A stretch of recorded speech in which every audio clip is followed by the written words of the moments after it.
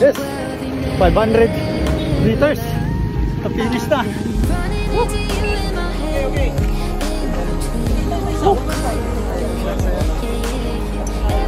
Yes, done 10 kilometers.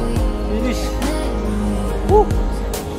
Time does seem to fly. Then it's hard to find it. Yes, 1 kilometer to go na lang to finish line. Kaya natin to. Let's go.